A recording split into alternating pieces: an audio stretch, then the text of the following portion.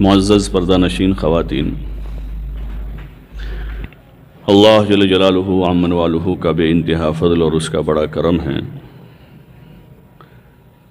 کہ اللہ پاک نے ہمیں ایمان جیسی عظیم الشان نعمت عطا فرمائی ہے جو ہمارے لیے دنیا اور آخرت دونوں جہان کا بہت بڑا سرمایہ ہے۔ دنیا میں جتنی ساری ہمارے پاس ظاہری مادی نعمتیں ہیں سب فنا ہونے والی ہیں، سب ختم ہونے والی ہیں، چاہے مال و دولت ہو، حسن و جمال ہو، جاہ و جلال ہو، مکان، زمین، جاگیر، جو کچھ ہیں ہر چیز کو فنا ہے، ہر چیز ختم ہو جائے گی۔ ہمارے ساتھ جو چیز جائے گی وہ ہمارا ایمان ہے، اللہ کے ساتھ کا جو ہمارا تعلق اور رشتہ ہے وہ ہمارے ساتھ چلے گا۔ ساری رشتہ داریاں بھی دنیا میں ختم ہو جائے گی، موت آتی ہیں سب ختم ہو جاتا ہے، لیکن جو تعلق ہمارا باقی رہے گا، ساتھ رہے گا، وہ تعلق وہی ہے جو اللہ کے ساتھ کا ہمارا تعلق ہے۔ اور حضور پاک صلی اللہ علیہ وسلم جو ہمارے آپ کے آقا ہیں، امام الانبیاء والمرسلین ہیں، خاتم النبیین ہیں، آپ صلی اللہ علیہ وسلم کے ساتھ کا جو ہمارا تعلق ہے، ہمارا رشتہ ہے، وہ باقی رہے گا، اور صرف باقی نہیں رہے گا بلکہ وہی تعلق ہمیں کام آئے گا۔ اور جس دین پر ہم نے زندگی گزاری ہے وہ دین ہمارے ساتھ جائے گا، چاہے اچھا ہوگا یا برا ہوگا۔ اس لیے قبر کے جو سوالات ہیں،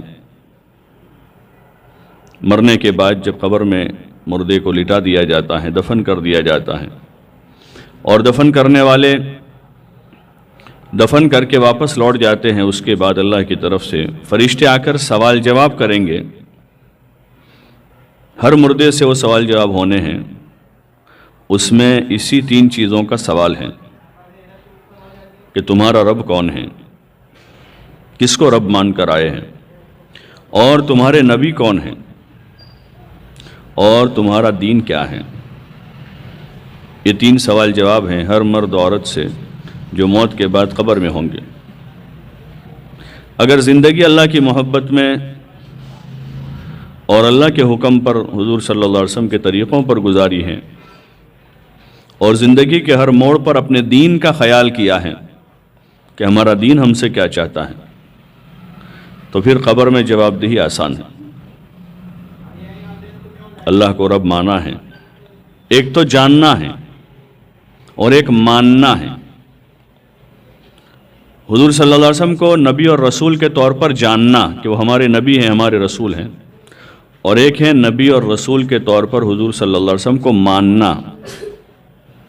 ایک ہے اسلام کی معلومات اور اس کو جاننا، اور ایک چیز ہے اسلام کو بطور دین ماننا، تسلیم کرنا۔ تو جاننا اصل نہیں ہے، ماننا اصل ہے کہ ہم مان لیں۔ اور یہی خوبی ہے مسلمان کی، کہتے ہی مسلمان اسی کو ہیں جو ماننے والا ہو، ہاں، جو اللہ کی مانے، اللہ کے رسول صلی اللہ علیہ وسلم کی مانے، دین میں جو رہبری کی گئی ہے اس رہبری کے مطابق اپنی زندگی گزارے، مان کر چلیں۔ ہاں، یہ صفت ہے، یہ خوبی ہے ماننے والے یعنی مسلمان، یہ خوبی کی بات ہے۔ چاہے مرد ہو، عورت ہو، جوان ہو، بوڑھا ہو، مالدار ہو، غریب ہو، زندگی کے کسی موڑ پر ہیں، خوشی میں ہو تو خوشی میں بھی ماننے والے ہم ہیں، غم کا موقع ہے تو غم کے موقع پر بھی ہم ماننے والے ہیں۔ یہ ہماری خوبی ہے کہ مان کر زندگی گزاریں۔ گھر میں بچہ مان کر زندگی گزار رہا ہے، ماں باپ کا پیارا ہوتا ہے کہ ماننے والا ہے، ماں باپ کی آنکھوں کی ٹھنڈک ہوتا ہے، دل کے سرور کا وہ بچہ ذریعہ بنتا ہے، ماں باپ اس سے خوش ہوتے ہیں۔ اللہ کے وہاں بھی بندے کی قدر اور قبولیت کی جو علامت ہے وہ بندے کی صفت ہے ماننے والی، کہ مان کر زندگی گزارے، اپنی مرضی سے نہ جیے۔ ہاں، دنیا مرضی سے زندگی گزارنے کی جگہ نہیں ہے، جی چاہی کی جگہ نہیں ہے دنیا، دنیا رب چاہی کی جگہ ہے۔ جو یہاں رب چاہی پر زندگی گزارے گا جنت میں وہ جی چاہی کی زندگی گزارے گا۔ دنیا کی پابندیوں کے ساتھ زندگی گزار رہے ہیں تو جنت میں اللہ تعالیٰ بھیج کر کہہ دے گا لکم فیہا ما تشتہی انفسکم ولکم فیہا ما تدعون، کہ تمہارے لیے تمہاری جی کی چاہتیں ہیں جنت میں، کہ اپنی جی کی چاہتوں کو پورا کرتے رہو، جنت تمہارے لیے اس کی جگہ ہے۔ ہاں، دنیا جی شاہی کا نام نہیں ہے، یہاں اللہ پاک نے ہر ایک کو پابند کیا ہے کہ پابندی والی زندگی گزاریں، اپنے آپ کو قابو میں رکھیں، اپنے آپ کو قابو میں رکھیں، پابند بن کے رہیں۔ کس کے پابند بنیں گے؟ اللہ کے، کیونکہ ہم اس کے بندے ہیں، اس نے ہمیں پیدا کیا ہے۔ ہمارا وجود نہیں تھا، ہم تو کچھ بھی نہیں تھے، ہم کچھ بھی نہیں تھے، کچھ نہیں تھے، اس میں سے اللہ نے یہ وجود دیا ہے، ایک انسانی شکل دی ہے، جیتے جاگتے انسان بنائے ہیں، کسی کو مرد بنایا، کسی کو عورت بنایا، باقی مخلوقات پر فضیلت دی ہے انسان کو۔ وَلَقَدْ كَرَّمْنَا بَنِي آدم، کہ ہم نے بنو آدم کو کرامت بخشی ہے، فضیلت دی ہے، اشرف المخلوقات بنایا ہے۔ ہاں، ہاتھی کو ہم سے بڑا جسم دیا ہے، لیکن ہاتھی اشرف المخلوقات نہیں ہے۔